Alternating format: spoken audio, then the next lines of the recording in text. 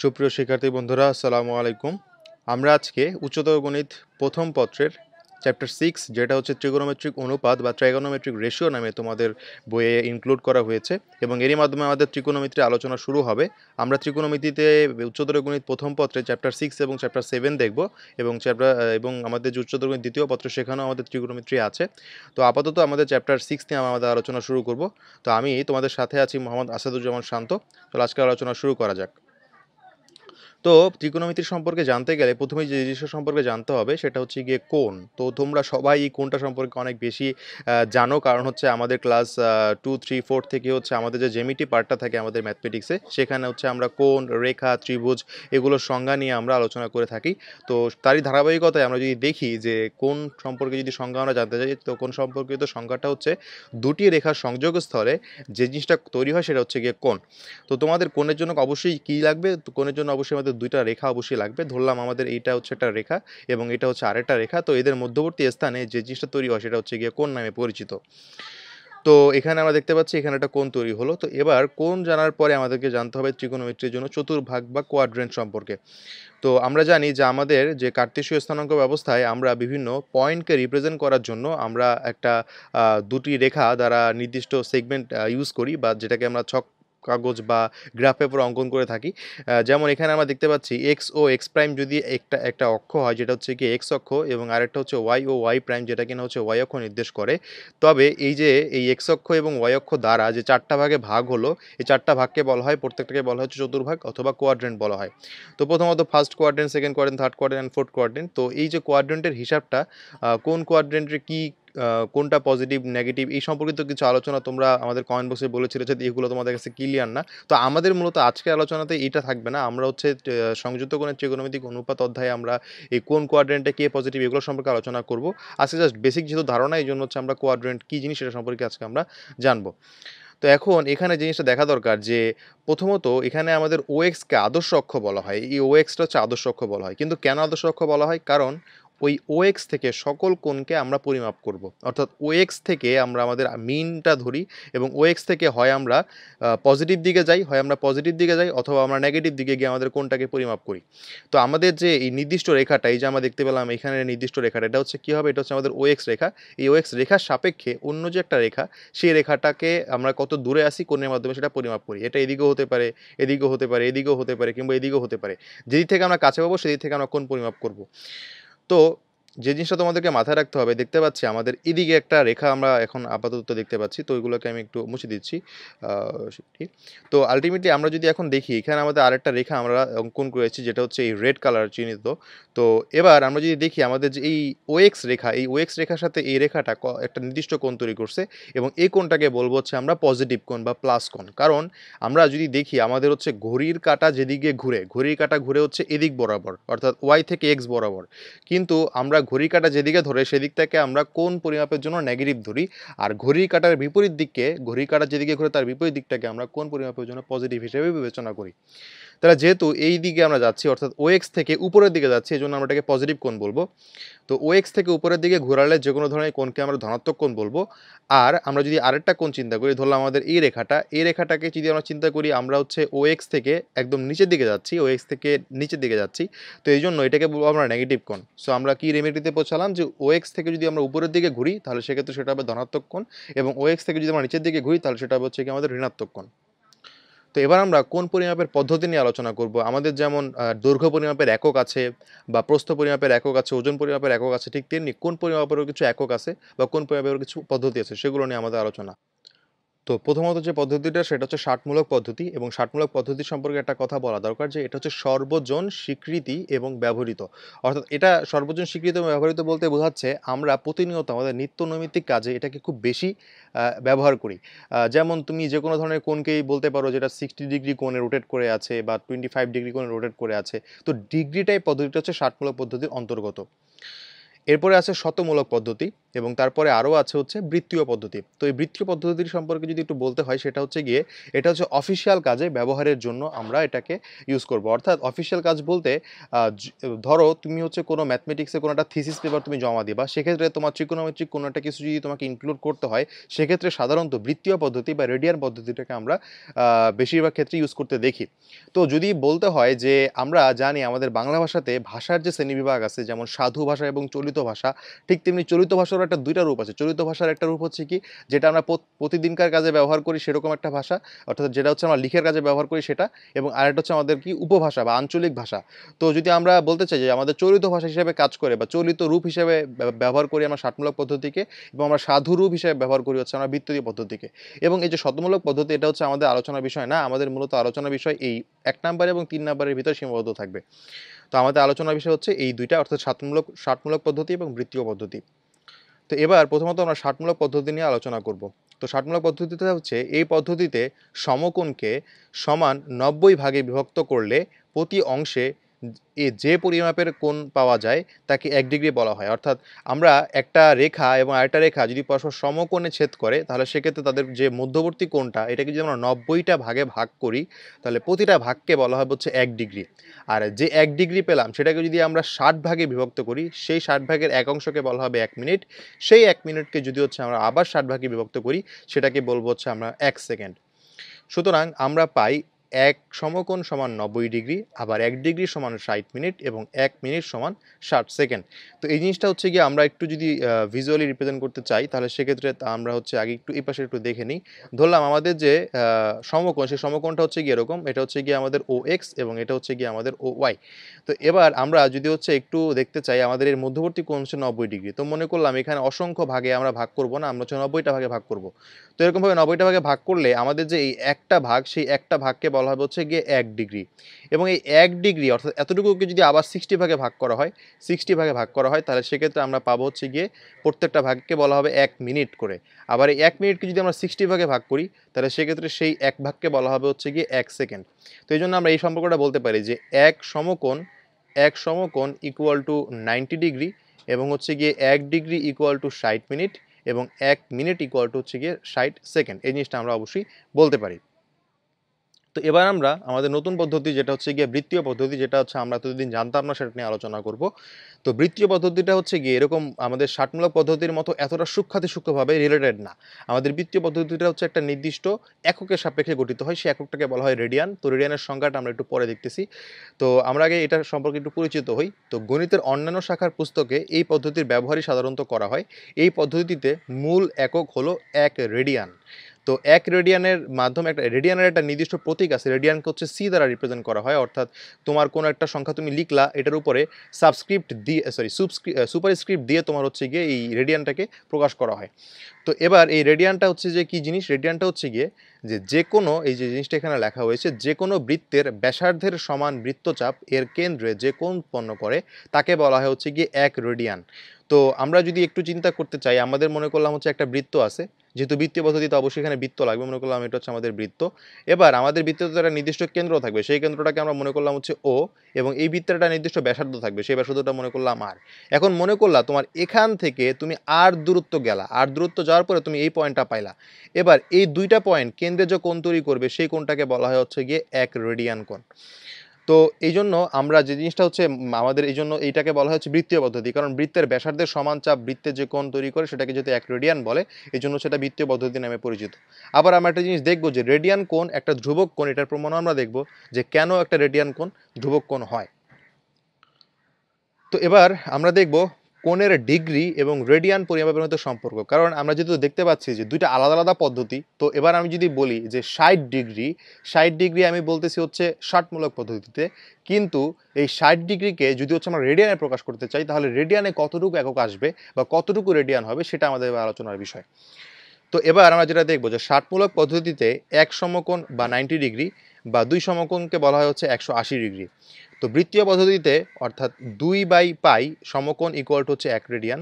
অর্থাৎ আমরা যেটা জানি সেটা হচ্ছে যে পাই রেডিয়ানকে আমরা 180 ডিগ্রি ধরি। তো এই পাই রেডিয়ানকে যখন আমরা 180 ডিগ্রি ধরতেছি, এটা কেন ধরতেছি, এটা একটা বিশেষ কারণ আছে। ধরলাম আমরা আমাদের যে বৃত্তটা, সেই বৃত্তটার কেন্দ্র দিয়ে গমনকারী যে জ্যা সেটাকে আমরা বলি হচ্ছে বৃত্তের ব্যাস, রাইট? সো এটা হচ্ছে বৃত্তের ব্যাস। তো এটা নিয়ে তো তোমাদের কারোর দ্বিধাদ্বন্দ্ব নাই যে একটা বৃত্তের ব্যাস ওই বৃত্তে কতটুকু কোণ তৈরি করে, 180 ডিগ্রি কোণ তৈরি করে, রাইট? সো আমরা কিন্তু বলতে পারি যে আমাদের এই যে ব্যাসটা, এই ব্যাসটা হচ্ছে গিয়ে পুরা যেহেতু দুইটা দৈর্ঘ্য, অর্থাৎ হচ্ছে আমাদের এই এখান থেকে এইটুক যদি আমরা ধরি হচ্ছে আর, এবং এখান থেকে এইটুক যদি ধরি হচ্ছে আমরা আর, সব মিলে হচ্ছে আমাদের 2r। সো আমরা এই যে আমাদের যে এটাকে বললাম যে আমাদের ব্যাসার্ধের সমান চাপ বৃত্তে যে কোণ তৈরি করে, সেটাকে তো আমরা বলি হচ্ছে পাই রেডিয়ান বা পাই বলি, 1 রেডিয়ান বলি। তো এবার এই যে 2r সংখ্যক যে কোণটা, অর্থাৎ 2r সংখ্যক যে দূরত্বটা, সেই দূরত্বটা যে কোণ তৈরি করবে, সেটার কারণে হচ্ছে আমরা আমাদের যে রেডিয়ান কোণটা পাচ্ছি সেটার সাথে সম্পর্ক আমাদেরকে নির্ণয় করতে হচ্ছে। তো আমরা এই যে পাই রেডিয়ান, পাইয়ের মান হচ্ছে গিয়ে আমরা জানি কত, 3.1416 এরকম টাইপের আর কি, অর্থাৎ যেটাকে আমরা বলি 22/7 টাইপের, এরকম একটা সংখ্যা হচ্ছে পাই রেডিয়ান। তো এবার এই 180 ডিগ্রি, এই 180 ডিগ্রিটাকে হচ্ছে আমরা আমাদের হচ্ছে কনভেনশন অনুযায়ী আমরা ধরে নিই হচ্ছে পাই রেডিয়ান। তো আমরা যেহেতু কনভেনশন অনুযায়ী আমরা ধরে নিচ্ছি পাই radian equal to 180 degree, so পরবর্তীতে হচ্ছে কিন্তু এই পাই রেডিয়ানের সাথে পরবর্তীতে কত ডিগ্রি আমরা যদি এখানে ধরি, দুই সমকোণ মানে হচ্ছে 180 ডিগ্রি, তো আমরা যদি এখানে ঐকিক নিয়ম প্রয়োগ করি যে 1 ডিগ্রির জন্য কতটুকু আসবে এবং আমাদের যে স্পেসিফিক যত ডিগ্রির জন্য আমাদের রেডিয়ান পরিমাণটা দরকার সেটা কিন্তু আমরা এখান থেকে নির্ণয় করে ফেলতে পারবো। তো এই কনভার্সনটা আমাদেরকে মনে রাখতে হবে যে পাই রেডিয়ান ইকুয়াল টু 180 ডিগ্রি, এই কনভার্সনটা আমাদেরকে মনে রাখতে হবে। তো এরকম দুই সমকোণ সমান 180 ডিগ্রি অথবা পাই রেডিয়ান সমান 180 ডিগ্রি। তো এবার আমরা মন্তব্য একটা জিনিস দেখব, সেটা হচ্ছে যে আমরা এখান থেকে কি রিমার্কস পেতে পারি। উচ্চতর গণিত শাস্ত্রে কোণের পরিমাপকে সাধারণত রেডিয়ানে ধরা হয়, এজন্য এককের উল্লেখ থাকে না। সুতরাং কোনো কোণের পরিমাপকে পাই দ্বারা নির্দেশ করলে বুঝতে হবে যে ওই কোণের পরিমাপ হলো পাই রেডিয়ান, অর্থাৎ ডিগ্রিতে প্রকাশ করলে 180 ডিগ্রি হয়। কিন্তু মনে রাখতে হবে পাই হলো একটি ধ্রুব সংখ্যা যার আসন্ন মান 22/7, অর্থাৎ যেটা আমি একটু আগে বললাম 3.1416 পর্যন্ত ধরা হয়। এখন এখানে যে কথাটা বলছে সেটা হচ্ছে গিয়ে যখন আমরা কোন একটা কোণকে রিপ্রেজেন্ট করি লাইক দিস, তোমাদের যখন কোনো বইয়ে দেখবা কোণ রিপ্রেজেন্ট করা থাকে তখন যদি ষাটমূলক পদ্ধতিতে দেওয়া থাকে তখন হয়তো দেওয়া থাকলো সাইন 120 ডিগ্রি, এই ডিগ্রি যে এককটা সেটা কিন্তু দেওয়া থাকে। কিন্তু অনেক সময় দেখবা সাইন পাই/2 দেওয়া আছে বাট কোনো ধরনের রেডিয়ান একক দেওয়া নাই। তো রেডিয়ান একক দেওয়া না থাকলেও তোমার যদি কোনো কারণে পাই এর উল্লেখ থাকে তাহলে তুমি বলতে পারবা এই জিনিসটা কিসে দেওয়া আছে, এই জিনিসটা রেডিয়ানে দেওয়া আছে।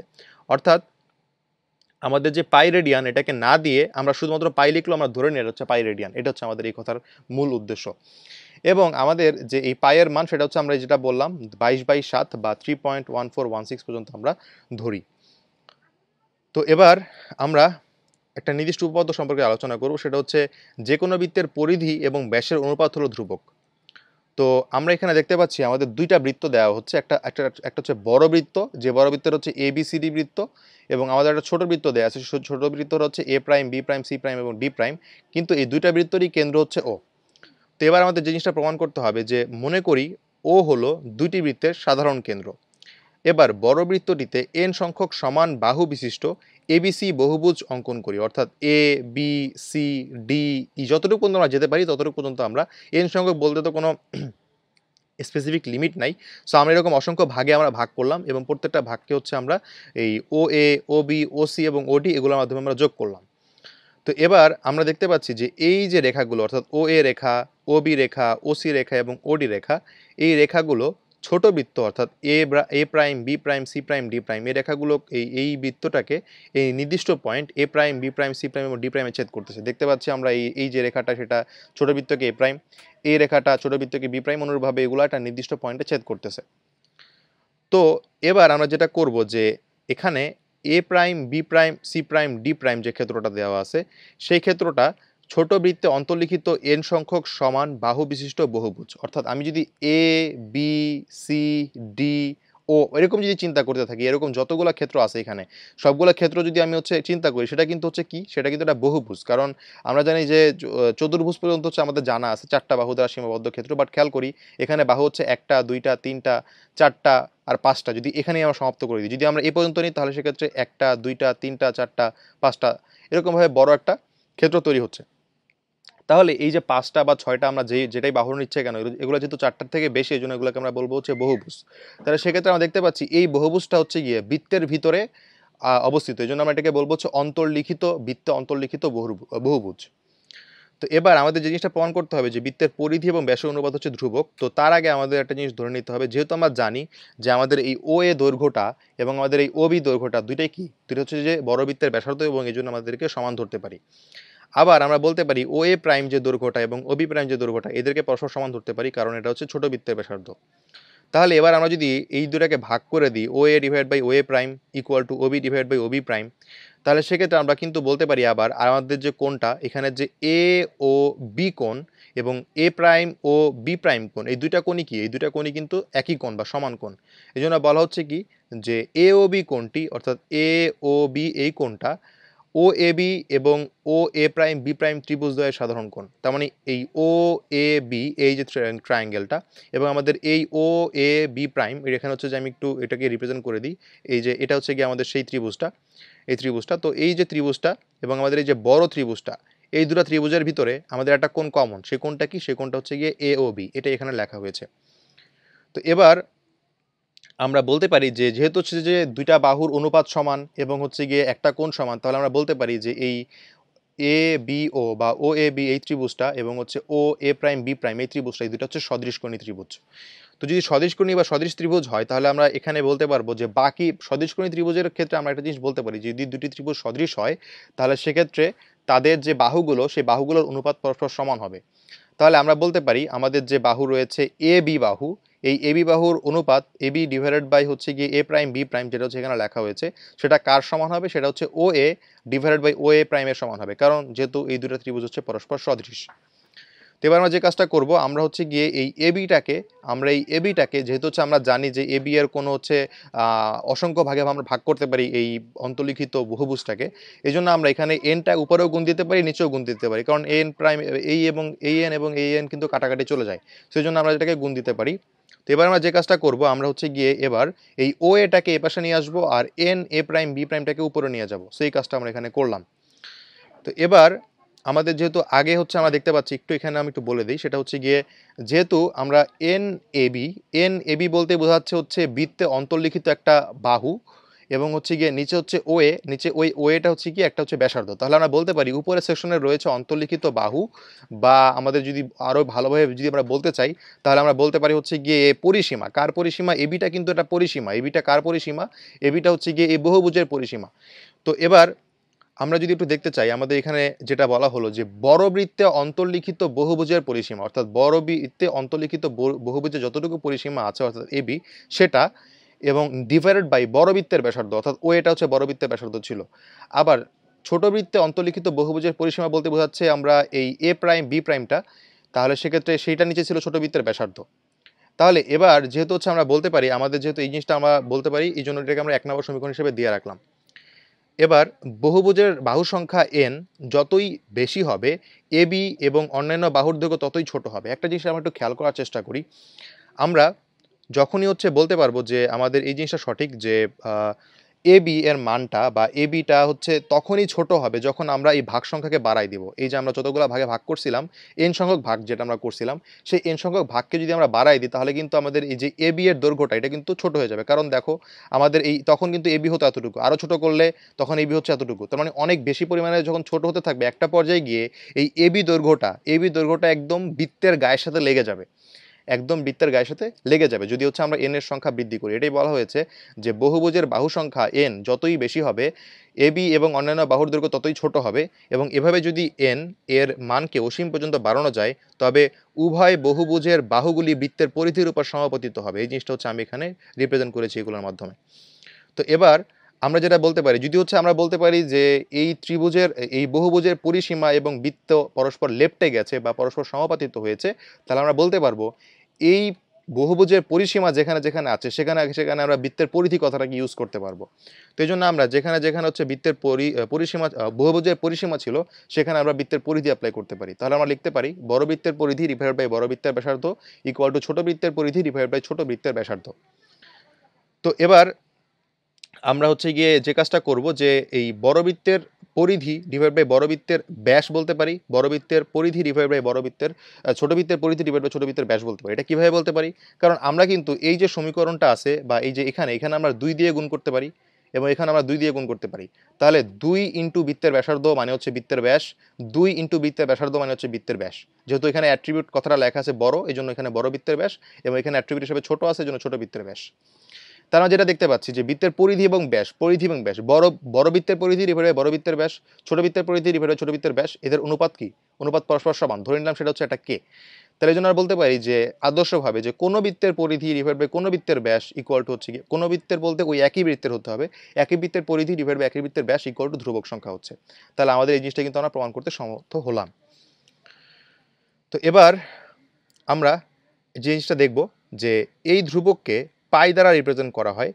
অধিকাংশ গণিতশাস্ত্রবিদ 5 দশমিক স্থান পর্যন্ত পাইয়ের আসন্ন মান নির্ণয় করেছেন। অর্থাৎ আমরা যে বৃত্তের পরিধি এবং ব্যাসের অনুপাত সেটাকে আমরা যে পাই পাচ্ছি, এটা কিভাবে পাইলাম? কারণ হচ্ছে আমরা ধরে নিচ্ছি যে আমাদের যে বৃত্তের পরিধি এবং এই ব্যাসের অনুপাত সেটা হচ্ছে একটা ধ্রুবক সংখ্যা হবে, এবং সেই ধ্রুবক সংখ্যাটা হচ্ছে পাই দ্বারা আমরা রিপ্রেজেন্ট করব। এই পাইয়ের অ্যাপ্রক্সিমেট মান আমরা নিই, সেটা হচ্ছে 3.1416, বা আমরা অনেকে 5 দশমিক স্থান পর্যন্ত নিতে চাই তাহলে সেক্ষেত্রে 3.14159। তো এবার কোনো বৃত্তের ব্যাসার্ধকে যদি আমরা আর ধরি আর ব্যাসকে যদি আমরা ডি ধরি, তাহলে আমরা যে জিনিসটা পাই যে বৃত্তের পরিধি এবং ব্যাসের অনুপাত, বৃত্তের পরিধি হচ্ছে উপরে ডিভাইড বাই ব্যাস হচ্ছে ডি ইকুয়াল টু হচ্ছে গিয়ে পাই। তো এবার আমরা এখান থেকে বলতে পারি বৃত্তের পরিধি সমান কত হবে। বৃত্তের পরিধিকে যদি এক পাশে রাখি তাহলে আমরা বলতে পারি পাই ডি, যেহেতু ডি এর মান হচ্ছে 2r বা দ্বিগুণ ব্যাসার্ধ, সেজন্য আমরা বলতে পারি বৃত্তের পরিধি হচ্ছে 2 পাই আর। তাহলে আমরা যেটা সূত্র সম্পর্কে জানতাম যে বৃত্তের পরিধি সমান 2 পাই আর, যেখানে আরটা হচ্ছে ওই বৃত্তের ব্যাস, তাহলে এই জিনিসটা কোথা থেকে আসলো আশা করি আমরা ক্লিয়ার করতে পারছি। এবার আমরা প্রমাণ করব যে রেডিয়ান কোণ একটি ধ্রুবক কোণ, এটা আমরা প্রমাণ করব। তো অ্যাজ ইউজুয়াল আমরা দেখতে পাচ্ছি এখানে হচ্ছে একটা ত্রিভুজ দেওয়া হয়েছে, যে ত্রিভুজটা হচ্ছে একটা বৃত্ত দেওয়া হয়েছে, যে বৃত্তটার কেন্দ্র হচ্ছে গিয়ে ও। তো এই ও কেন্দ্র বিশিষ্ট বৃত্তের ব্যাসার্ধ হচ্ছে গিয়ে আর। তাহলে আমি আরটাকে একটু রিপ্রেজেন্ট করে দিই। এখানে হচ্ছে এই ও এটাও আর, ও বিটাও আর, ও সিটাও হচ্ছে গিয়ে আর দৈর্ঘ্যের। তো এবার ও কেন্দ্র বিশিষ্ট বৃত্তের ব্যাসার্ধ আর এর সমান করে এবি বৃত্তচাপ অঙ্কন করি। অর্থাৎ আমাদের যে ও এ যতটুকু দূরত্ব বা দৈর্ঘ্য, এই ও এটাকে সমান ব্যাসার্ধ নিয়ে এ থেকে আমরা একটা বৃত্তচাপ অঙ্কন করব। সেই বৃত্তচাপটা হচ্ছে বি পয়েন্টে ছেদ করতেছে। তাহলে এই এ বি এর যে পরিধির যে দৈর্ঘ্যটা, এটা কার সমান? এটা হচ্ছে আর সমান, আর এর সমান। তো আমরা বলতে পারি যে যেহেতু আমরা জানি যে বৃত্তের ব্যাসার্ধের সমান চাপ ওই বৃত্তে যে কোণ তৈরি করে সেই কোণটাকে বলা হচ্ছে রেডিয়ান কোণ। এই জন্য এটাকে বলবো হচ্ছে 1 রেডিয়ান, বা এখানে দেওয়া হয়েছে 1 রেডিয়ান। এই জিনিসগুলো একটু পরিষ্কার করে দিই। এটা হচ্ছে আমাদের 1 রেডিয়ান। তাহলে আমরা সংজ্ঞা অনুযায়ী যে জিনিসটা বলতে পারি যে এ ও বিটা হচ্ছে 1 রেডিয়ান। আবার আমরা ও এ সরলরেখার উপরে ওসি লম্বটা নিই। তাহলে যদি ওসি লম্বটা নিই তাহলে আমরা স্পষ্ট বলতে পারি যে আমাদের যে এ ও সি কোণটা, এই কোণটা হচ্ছে এক সমকোণ। আবার আমরা যেহেতু হচ্ছে দেখতে পাচ্ছি যে এই বৃত্তচাপটা, যে এসি যে বৃত্তচাপটা, এই এসি বৃত্তচাপটা দৈর্ঘ্য কতটুকু হবে? আমরা জানি একটা পরিধি, একটা বৃত্তের পরিধি হচ্ছে 2 পাই আর হয়। আর যদি আমরা বৃত্তটাকে 4 ভাগে ভাগ করি তাহলে সেক্ষেত্রে প্রত্যেকটা সমকোণের জন্য বা 1/4 জন্য আমাদের বৃত্তের যে চাপ বা বৃত্তের যে পরিধি রিমেইনিং থাকে সেটা হচ্ছে 1/4 ইন্টু 2 পাই আর। সো এখান থেকে আমরা বলতে পারি হচ্ছে পাই আর ডিভাইডেড বাই 2। আবার আমরা সাধারণ জ্যামিতি থেকে আমরা বলতে পারি যে বৃত্তচাপ দ্বারা সৃষ্ট কেন্দ্রস্থ কোণ বৃত্তচাপটির সমানুপাতিক। অর্থাৎ বৃত্তচাপটা যত বড় হবে, বৃত্তচাপের কারণে কেন্দ্রে উৎপন্ন কোণ তত বড় হবে। এই জিনিসটা রিপ্রেজেন্ট করে। সো আমরা এখানে দেখতে পাচ্ছি প্রথমত এবিটা হচ্ছে একটা ব্যাসার্ধ, সেটার জন্য একটা বৃত্তের কোণ আছে। আবার আমরা বলতে পারি যেহেতু হচ্ছে এসিটা একটা বৃত্তচাপ, সেটার জন্য একটা কেন্দ্রে কোণ আছে। সো এই দুটার অনুপাত কিন্তু আমরা লিখতে পারবো। সেই জন্য যে জিনিসটা আমরা লিখলাম এখানে, যেটা অনুপাত লিখলাম, যে অনুপাতটা হচ্ছে গিয়ে কোণ এ ও বি, কোণ এ ও বি এর জন্য বৃত্তচাপ হচ্ছে গিয়ে এবি, এবং কোণ এ ও সি এটার জন্য বৃত্তচাপ হচ্ছে গিয়ে এসি। তো এবার আমরা হচ্ছে কোণগুলোকে একপাশে আনলাম, কোণ এ ও বিকে একপাশে আনলাম, কোণ এ ও সিকে একপাশে আনলাম, বৃত্তচাপ এবি ডিভাইড বাই বৃত্তচাপ এসি লিখলাম। এখন বৃত্তচাপ এবিটা কার সমান ছিল? বৃত্তচাপ এবিটা কিন্তু ব্যাসার্ধ আর এর সমান ছিল। আর বৃত্তচাপ এসিটা কার সমান ছিল? বৃত্তচাপ এসিটা ছিল হচ্ছে এই পাই আর ডিভাইড বাই 2 এর সমান ছিল। তো এবার আমরা যদি এটাকে একটু গুণ ভাগ করি তাহলে সেক্ষেত্রে হচ্ছে আমরা এখান থেকে 2 বাই পাই পাই। তো এবার আমরা যেটা বলতে পারবো যে এই 1 রেডিয়ানকে একপাশে রাখলাম, আর এই 2 বাই পাই ইন্টু এক সমকোণকে এই এক সমকোণ কথাটাকে একপাশে নিয়ে আসলাম। তাহলে আমরা দেখতে পাচ্ছি এখানে যে এটাকে যে ধ্রুবক, এটা আমরা কিভাবে প্রমাণ করতে পারি? খেয়াল করি আমরা, এই 2 হচ্ছে একটা ধ্রুবক, আবার এই পাইয়ের মান কিন্তু 3.1416, এটাও কিন্তু একটা ধ্রুবক। আবার এক সমকোণ 90 ডিগ্রি, এটাও কিন্তু একটা ধ্রুবক। তাহলে তিনটা ধ্রুবকের গুণফল কি হবে? তিনটা ধ্রুবকের গুণফল হবে হচ্ছে আরেকটা ধ্রুবক। সেজন্য আমরা বলতে পারি যে 1 রেডিয়ান একটি ধ্রুবক কোণ, কারণ পাই এবং এক সমকোণের মান ধ্রুবক হয়। তো এবার আমরা যে জিনিসটা দেখবো যে রেডিয়ান বৃত্তচাপের দৈর্ঘ্য এবং বৃত্তকলার ক্ষেত্রফলের সূত্র, বৃত্তচাপের দৈর্ঘ্য, এগুলো আমরা দেখব। তো আমরা দেখতে পাচ্ছি এখানে একটা বৃত্ত, যে বৃত্তের কেন্দ্র হচ্ছে গিয়ে ও, এখানে বৃত্তের ব্যাসার্ধ হচ্ছে গিয়ে এবি এবং বৃত্তের ব্যাসার্ধ হচ্ছে গিয়ে ও এ, ও বি এবং ও কিউ, তিনটা হচ্ছে বৃত্তের ব্যাসার্ধ। তো এবার আমরা দেখতে পাচ্ছি যে এই জিনিসটা এখানে লেখা হয়েছে যে বৃত্তটির এ কিউ চাপ, বৃত্তটির এ কিউ চাপ বৃত্তে একটা কোণ তৈরি করেছে, সেই কোণটা হচ্ছে গিয়ে এ ও কিউ, এ ও কিউ, যেটা হচ্ছে ইকুয়াল টু থিটা রেডিয়ান দ্বারা আমরা রিপ্রেজেন্ট করতেছি। এবার আমরা বলতে পারি যে কোণ এ ও বি যেহেতু 1 রেডিয়ান, তাহলে সেক্ষেত্রে আমরা বলতে পারি যে কোণ A O Q divided by A Q চাপ ইকুয়াল টু কোণ A O B divide by A B চাপ। কারণ কি? কারণ আমরা জানি যে বৃত্তের চাপ দ্বারা সৃষ্ট কেন্দ্রস্থ কোণ বৃত্তচাপের সমানুপাতিক, ওই সূত্র থেকে আমরা এই জিনিসটা বলতে পারি। তাহলে এবার আমরা যে কাজটা করব, যেখানে আমাদের এ ও বি এর মান যেহেতু জানা 1 রেডিয়ান, এবং যেহেতু 1 রেডিয়ানের জন্য আমাদের বৃত্তের চাপ হয় গিয়ে আর এর সমান, সেই জন্য আমরা এখানে আর লিখলাম। তাহলে এবার যদি হচ্ছে আমরা এখান থেকে এ কিউ চাপের দৈর্ঘ্য বের করতে চাই, তাহলে এ কিউ চাপটা হচ্ছে গিয়ে আর থিটা দ্বারা আমরা রিপ্রেজেন্ট করতে পারি। সো এ কিউ চাপ ইকুয়াল টু হচ্ছে আর থিটা। এই থিটাটা হচ্ছে কি? থিটাটা হচ্ছে যে এ ও কিউ। তার মানে আমরা যদি বলতে চাই যে একটা বৃত্তচাপ সেই বৃত্তে যে কোণ তৈরি করে সেই কোণটা হচ্ছে গিয়ে থিটা, এবং সেই চাপটা হচ্ছে গিয়ে আর থিটার সমান। সো এই জন্য হচ্ছে এইটা খুব বেশি একটা ইম্পর্টেন্ট সূত্র, এবং এটাকে আরো একটু ভালোভাবে আমরা রিপ্রেজেন্ট করি, সেটা হচ্ছে S equal to R theta দিয়ে। S equal to R theta, S equal to R theta দিয়ে আমরা এটাকে রিপ্রেজেন্ট করি। এটা অনেক বেশি কাজে লাগবে এই অঙ্কে বা এই অধ্যায়ের অঙ্কগুলো সলভ করার জন্য। তো এবার পরের যে টপিক, সেটা হচ্ছে বৃত্তকলার ক্ষেত্রফল, এটা নিয়ে আমরা আলোচনা করব। তো বৃত্তকলার ক্ষেত্রফলের জন্য আমরা সেই অনুরূপ একটা ত্রিভুজ নিয়েছি, ওরকম একটা বৃত্ত নিয়েছি, যেটার কেন্দ্র হচ্ছে গিয়ে ও এবং যেটার ব্যাসার্ধ হচ্ছে ও এ, ও বি এবং ও সি। তাহলে এখানে যেটা বলা আছে যে ও কেন্দ্র বিশিষ্ট বৃত্তের ব্যাসার্ধ আর একক, এবং বৃত্তটির এবি চাপ কেন্দ্রে থিটা রেডিয়ান কোণ তৈরি করে। সো ও এ রেখাংশের উপর ওসি রেখাংশ অঙ্কন করি, তাহলে সেক্ষেত্রে হচ্ছে আমরা বলতে পারি বৃত্তকলা এ ও বি এর ক্ষেত্রফল, বৃত্তকলা এ ও বি, এই একটা বৃত্তকলা, এটার ক্ষেত্রফল ডিভাইডেড বাই কোণ এ ও বি, এবং হচ্ছে বৃত্তকলা এ ও সি এর ক্ষেত্রফল ডিভাইড বাই কোণ এ ও সি। এবার আমরা যেটা বলবো যে বৃত্তকলার ক্ষেত্রফল যেহেতু আমাদেরকে নির্ণয় করতে হবে, এবং বৃত্তকলার ক্ষেত্রফল যে টপিকটা, সেটাকে আমরা হচ্ছে একটু এই যে টার্মটা আছে সেটাকে হচ্ছে আমরা বাম দিকে নিয়ে আসলাম, অর্থাৎ বৃত্তকলা এ ও বি এর ক্ষেত্রফল ডিভাইড বাই বৃত্তকলা এ ও সি এর ক্ষেত্রফল। এখন কোণ এ ও বি যেটা রয়েছে, সেই কোণ এ ও বি কে কিন্তু হচ্ছে আমরা কি ধরে নিয়েছিলাম? কোণ এ ও বি কে ধরেছিলাম আমরা থিটা। একটু এখানে একটা জিনিস একটু ভুল হয়েছে, সেটা হচ্ছে যে এই থিটাটা হচ্ছে এখানে হবে না, এই থিটাটা হয়ে যাবে হচ্ছে এইখানে। এ ও বি এর জন্য যেহেতু আমরা থিটা আমরা ধরেছিলাম, এই জন্য হচ্ছে এখানে থিটা লিখলাম। এবং আমরা দেখতে পাচ্ছি যে কোণ এ ও সি, এই কোণ এ ও সিটা কিন্তু একটা সমকোণ কোণ, অর্থাৎ পাই/2। সো সো আমরা দেখতে পাচ্ছি এখানে বলতেছে যে 2 থিটা ডিভাইড বাই পাই গুণ করার মাধ্যমে আমরা পাই। এবার আমরা যেহেতু বলতে পারি যে আমাদের যেহেতু এ ও বি এর ক্ষেত্রফল আমাদেরকে নির্ণয় করতে হবে, তাহলে বৃত্তকলা এ ও বি এর ক্ষেত্রফল আমরা একপাশে রাখলাম, আর ওই পাশটাকে হচ্ছে অর্থাৎ এ ও সিটাকে আমরা এই পাশে নিয়ে গেলাম। তাহলে আমরা পাচ্ছি এখান থেকে, যেহেতু আমরা জানি এই অংশের ক্ষেত্রফল অর্থাৎ এ ও সি, এই পুরো যে বৃত্তকলাটা এ ও সি পুরো ক্ষেত্রফল হচ্ছে 4/1 পুরো বৃত্তটা 4/1। পুরো বৃত্তের ক্ষেত্রফল যেহেতু পাই আর স্কোয়ার, এই জন্য আমরা এখানে 1/4 লিখলাম। সো ফাইনালি এখান থেকে আমরা বলতে পারি যে কোন একটা বৃত্তকলার ক্ষেত্রফল হচ্ছে গিয়ে এই জিনিসটা, যেটা হচ্ছে এখানে রিপ্রেজেন্ট করা হচ্ছে 1/2 আর স্কোয়ার থিটা, যেখানে থিটাটা পরিমাপ করা হয় রেডিয়ান পরিমাপে। তো তোমাকে যদি বলা হয় যে একটা বৃত্তের ব্যাসার্ধ তোমার দেয়া আছে, যেটা হচ্ছে গিয়ে আর, এবং আর ওই বৃত্তের জন্য তোমাকে যদি হচ্ছে রেডিয়ান কোণটা দেওয়া থাকে, তাহলে সেক্ষেত্রে তার বৃত্তকলার ক্ষেত্রফল তুমি ইজিলি বের করে ফেলতে পারবা। তো এই জন্য আমরা এখান থেকে একটা সূত্র বলতে পারি যে বৃত্তকলার ক্ষেত্রফল ইকুয়াল টু 1/4 ইন্টু বৃত্তক্ষেত্র, আর বৃত্তক্ষেত্রের ক্ষেত্রফল হচ্ছে গিয়ে পাই আর স্কোয়ার, যেহেতু এখান থেকে আমরা এই জিনিসটাকে লিখেছি, অর্থাৎ এই পাই আর স্কোয়ার যে জিনিসটা আমরা এখানে লিখেছিলাম। তো সো ফার আমাদের আলোচনা এই পর্যন্তই আজকের জন্য। আমরা পরের দিন এই অধ্যায় রিলেটেড এক্সাম্পল দেখব, এবং তারপরে হচ্ছে আমরা পরের অধ্যায় শিফট করব। তো সেই ভিডিও দেখার আমন্ত্রণ জানিয়ে আমি এখানে বিদায় নিচ্ছি। ধন্যবাদ সবাইকে।